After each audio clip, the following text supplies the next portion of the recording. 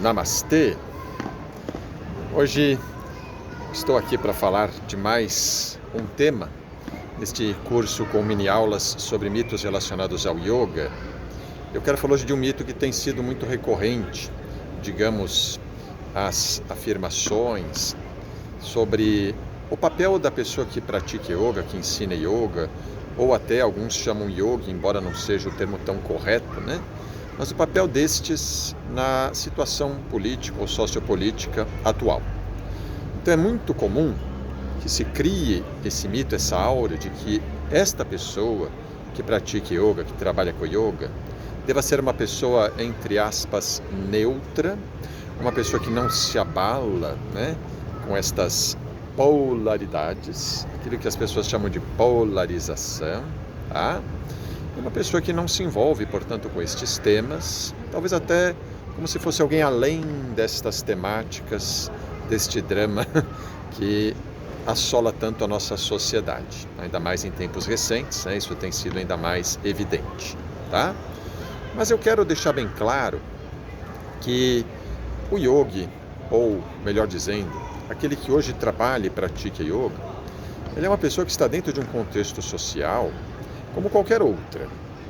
Agora, o que ele deve ter, é claro, é buscar muito mais consciência do seu papel, das suas posições, para bem ampará-las através da consciência. Porque o que o yoga nos procura despertar é exatamente isso, é agir de modo autoconsciente. Não necessariamente deixar de agir, deixar de se envolver com todos estes temas. Então, isso inclusive aparece já na literatura do yoga, na Bhagavad Gita, a ideia de que a ação é importante, o deixar de agir muitas vezes, ele também implica em uma posição. Muitas vezes é uma posição que, de certo modo, abre-se mão daquilo que realmente você entende por mais correto, pelo mais justo, tá? Se a gente pensar, inclusive, em personagens históricos, que são muito importantes dentro da tradição indiana, e particularmente da tradição do yoga, nós podemos lembrar que eles têm algum envolvimento com temas que estão dentro dessas questões político-sociais. Por exemplo, o Buda, embora alguns possam dizer que não é propriamente um yogi, mas eu entendo que foi sim, claro, né? Ele abandonou o palácio, ele viveu entre as setas nas florestas, que podemos considerar que fossem yogis daquele período, exatamente no período panichádico, aprendeu meditação, chegou à iluminação através da prática meditativa, que é uma prática de yoga. E o Buda teve um papel importante na sociedade naquela época. O Buda, lembrem, ele rejeitou o sistema de castas.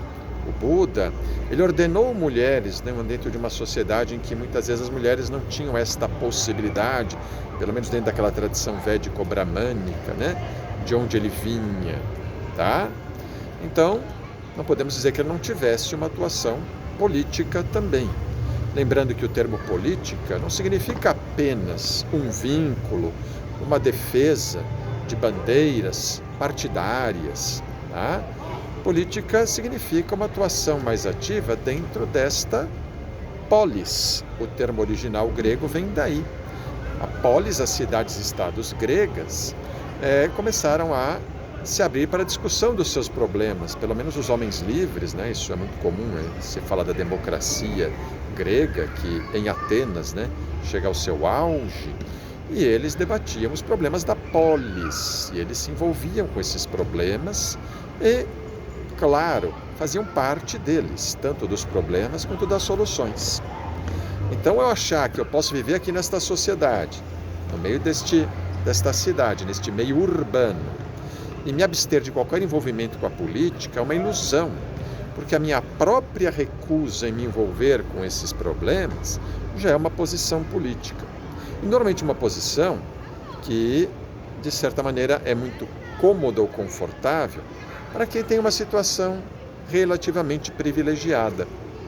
Agora, é muito comum que se diga também que aquelas pessoas que praticam yoga, elas visam a unidade, a união. E se confunde unidade com uniformidade. É uma frase muito interessante do padre Júlio Lancelotti em que ele fala isso, tá? Nós buscamos a unidade, mas não a uniformidade. Buscar a uniformidade é querer que todos se comportem como nós, é querer impor regras muito rígidas às outras pessoas e, com isso, desconsiderar toda a diversidade cultural, toda a diversidade social que existe. Agora, buscar a unidade, reconhecer que aqui dentro, em essência, tá, eu sou da mesma natureza de outras pessoas, como vocês. E se entendemos dessa maneira, isso não nos leva a tentar impor uma uniformidade, até pelo contrário, isso nos leva a defender a diversidade. Porque eu posso estar com essa camisa aqui, e eu nem sou torcedor do Fluminense, bem se diga, eu sou torcedor do São Paulo, mas eu posso estar com essa camisa aqui, e isso não significa que eu não vá entender também o direito e até a riqueza de outros poderem usar outras camisas, vestirem outras camisas. Aliás, o que dignifica a vitória de um é exatamente a existência do outro, quando você pensa até na atividade competitiva e esportiva, tá?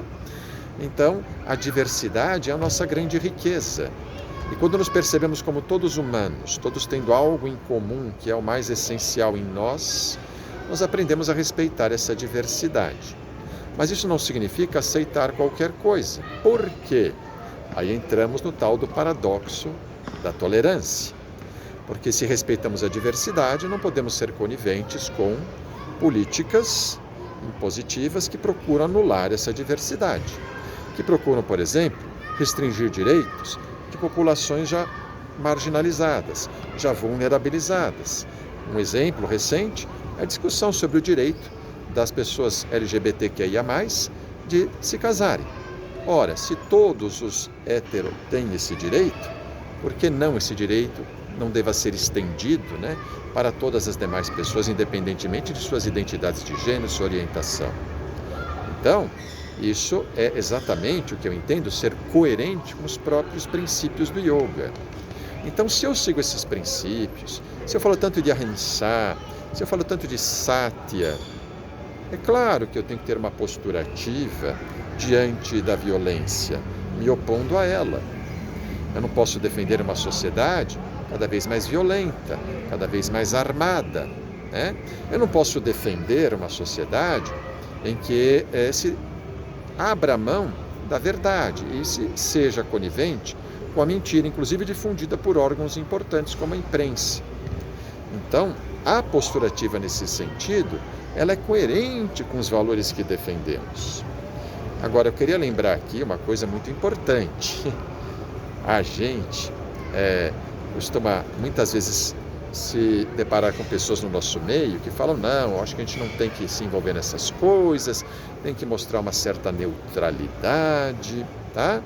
E aí, essas mesmas pessoas muitas vezes se tornam instrumentos de práticas políticas de outros que têm poder e que muitas vezes elas nem se dão conta de que estão sendo assim manipuladas, como se diz na linguagem popular, usadas como massa de manobra de interesses de outros dentro desta arena política.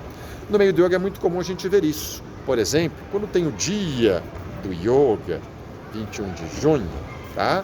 Muitas pessoas eu vejo no nosso meio divulgando vídeos de autoridades políticas, como por exemplo o primeiro-ministro indiano, sem se darem conta de que estão fazendo exatamente o jogo político deste primeiro-ministro, que ao falar de yoga parece ser tão neutro, mas que tem um grande interesse em usar o yoga como soft power para afirmar a sua ideia ultranacionalista de uma Índia que é maior e melhor em tudo, e o yoga é um dos exemplos dessa Índia que se quer vender. Então, cuidado, para que a sua neutralidade não seja, de certo modo, uma, digamos, forma de fazer valer outras visões, sem que você sequer se dê conta disso, tá? Então, gente, eu não sou contra que você se posicione, até pelo contrário, mas o que o yoga tem que ter é uma posição norteada pela sua consciência. Você deve estar em paz com a sua consciência diante das posições que defende. E não se trata só de macropolítica, trata-se também de micropolítica. As minhas decisões no dia a dia, Eu vou escolher comprar aqui nessa loja ou naquela outra. Isso é muito importante.